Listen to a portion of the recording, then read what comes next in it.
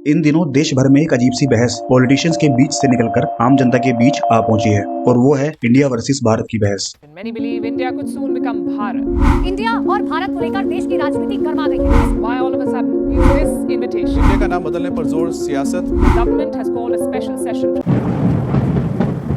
इन दोनों नामों को ही संविधान में जगह दी गई है। संविधान के पहले आर्टिकल में ही हमारे देश को इंडिया दैट इज भारत कहकर दोनों ही नामों से बुलाया गया है। तो इससे एक बात तो साफ हो जाती है कि हम जब जहां जैसे चाहे इन दोनों नामों का इस्तेमाल अपने देश के नाम के तौर पर कर सकते हैं। यानी आप चाहे इंडिया बोले या भारत, दोनों ही सही और ऑफिशियल है।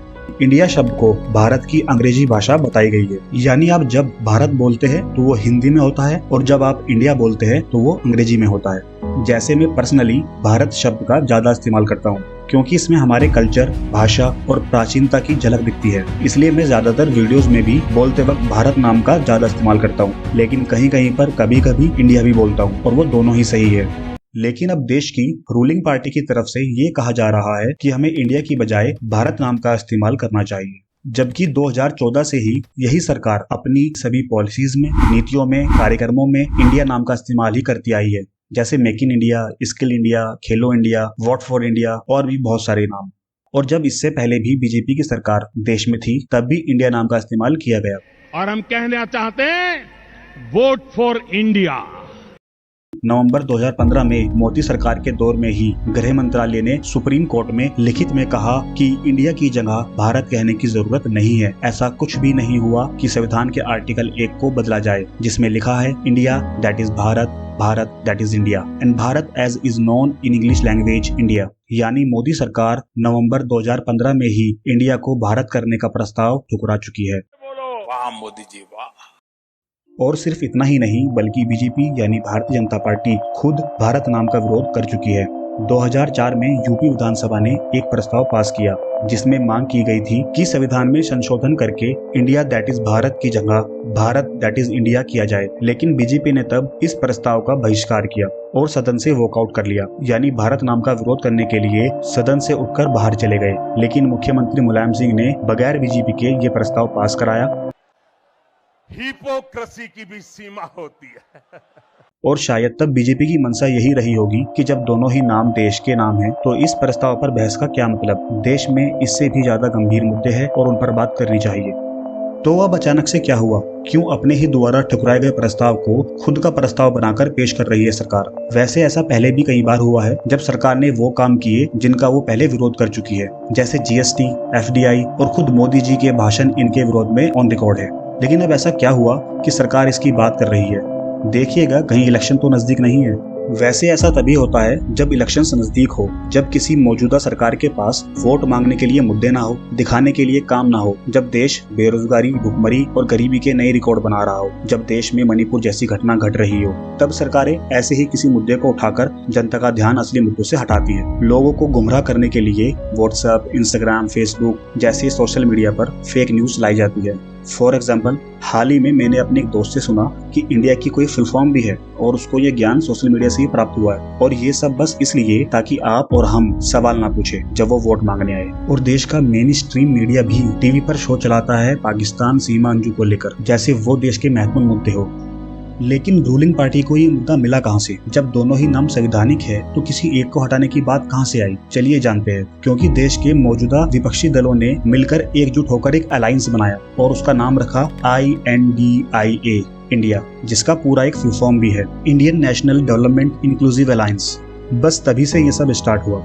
अभी तक सरकार को इंडिया नाम से कोई परेशानी नहीं थी, वो खुलकर इसका इस्तेमाल कर रहे थे। लेकिन जैसे ही विपक्षी दल ने अपने दल का नाम इंडिया रखा, तब से सरकार इंडिया नाम को गलत बताने लगी। अपने एक भाषण में देश के प्रधानमंत्री ने अपने साथ सदन में बैठने वाले विपक्षी दलों को आतंकी संगठन से कंपेयर तक कर दिया और कहा इससे पहले भी कई संगठनों ने इंडिया नाम का इस्तेमाल किया है। लेकिन हम आपको बता दें कि चाहे किसी ने भी हमारे देश का नाम इस्तेमाल किया हो, लेकिन कभी भी देश की कोई भी सरकार या विपक्ष इतना इनसिक्योर नहीं हुआ था कि इस वजह से वो देश का नाम ही हटा दे। और अगर कल को कोई अपने किसी संगठन का नाम भारत रख ले तो क्या सरकार फिर भारत नाम को भी हटा देगी? वैसे अगर सपोज करें कि ऐसा हो जाता है तो किसकी मुसीबतें ज्यादा बढ़ जाएगी, सरकार की या जनता की? क्योंकि इसके बाद वो हर एक चीज बदलनी होगी। जहां इंडिया लिखा है, इंडिया की स्पोर्ट्स टीम के नाम बदलने आसान हो सकते हैं, लेकिन Aadhaar card, PAN card, ration card, passport और भी बहुत सारे डॉक्यूमेंट्स पर लिखा है, कैसे हटाएंगे? और फिर इंडिया लिखे हुए सभी नोट कैसे चेंज होंगे? क्या फिर से नोटबंदी की जाएगी? क्या फिर से पूरा देश लाइनों में खड़ा होगा? क्या देश की ऐसी हालत है कि वो ये अफोर्ड कर सके? और जब ये किया जा सकता है जो इतना जरूरी नहीं है, तो फिर मैकाले का दिया हुआ अंग्रेजों का एजुकेशन सिस्टम कब हटाया जाएगा, जो देश के बच्चों को नौकर बनना सिखाता है? या फिर अच्छी शिक्षा के बजाय देश का नाम बदलना ज्यादा जरूरी है? और कब हम क्रिकेट खेलना और देखना बंद करेंगे? ये भी अंग्रेजों की देन और गुलामी की निशानी है। पूरे देश में हर जगह जहाँ इंडिया लिखा है वहाँ भारत करने में कितना खर्चा होगा और कौन देगा? क्या किसी देश को ऐसे खर्चे करने चाहिए जो देश बार बार कर्ज लेता हो? पिछले 70 सालों में जितना टोटल कर्ज लिया गया उससे दुगना कर्ज पिछले 10 सालों में लिया गया है। पूरी दुनिया के बड़े बड़े देश अपने नागरिकों को फ्री में वर्ल्ड क्लास एजुकेशन देते हैं, और एक देश जिसमें एजुकेशन पर मैक्सिमम टैक्स लगता हो वो फिर भी वो खुद को विश्व गुरु कहता है। चलिए आखिर में जल्दी से हम भारत और इंडिया दोनों का इतिहास जान लेते हैं। कुछ मान्यताओं के अकॉर्डिंग कई हजार साल पहले भरत नाम के एक राजा थे और उन्हीं के नाम पर हमारे देश का नाम भारत रखा गया। कुछ मान्यताएं ये भी कहती है कि राजा भरत भगवान राम के पूर्वज भी थे, और सिर्फ यही नहीं बल्कि ऐसे कई भरत नाम के व्यक्ति हुए हैं जिनके नाम पर भारत का नाम रखा गया बताया जाता है। कुछ मान्यताएं कहती है कि महाभारत के कैरेक्टर शकुंतला और दुष्यंत के पुत्र भरत के नाम पर देश का नाम भारत रखा गया। एक भरत नाम के चक्रवर्ती सम्राट भी थे। कुछ मान्यताएं कहती है कि उनके नाम पर भारतवर्ष नाम रखा गया। संस्कृत में वर्ष का मतलब इलाके से भी होता है। इसके अलावा बहुत से लोग ये मानते हैं कि राम भगवान के छोटे भाई भरत के नाम पर भारत का नाम रखा गया। इसके अलावा नाट्य शास्त्र में जो भरत मुनि है उनके नाम पर भी नाम रखा गया है, ऐसी मान्यताएं है। मत्स्य पुराण कहती है कि प्रजा को जन्म देने वाले वर और उसका भरण पोषण करने के कारण मनु को भरत कहा गया। ऐसे और भी कारण हो सकते हैं देश का नाम रखने के, लेकिन किसी में भी क्लियरिटी नहीं है। बात करें इंडिया की तो सिंधु नदी का एक नाम इंडस भी है और इसी नाम पर हमारे देश का नाम इंडिया रखा गया। सिंधु नदी को हमारी परंपराओं में माता और देवी का दर्जा दिया गया है, लेकिन आगे चलकर इंडिया नाम का इस्तेमाल ज्यादा किया जाने लगा। उसका कारण शायद ये भी है क्योंकि उस वक्त भारत नाम से ज्यादा हिंदुस्तान नाम का उपयोग होता था और अंग्रेजों के लिए भारी भरकम हिंदुस्तान भारत नाम बोलने से आसान इंडिया बोलना था। इसी कारण इंडिया ज्यादा प्रचलित हुआ। लेकिन पॉइंट ये है कि दोनों ही नाम हमारे देश की विशेषताओं की वजह से रखे गए हैं और इसीलिए दोनों को ही संविधान में जगह दी गई है। ऐसे ही फारसी लोग स का उच्चारण ह करते हैं तो इसलिए सिंधु का हिंदू बन गया। ऐसी बहुत सारी चीजें हैं जो इतिहास में हुई है, लेकिन क्या उनको बदलना इतना जरूरी है?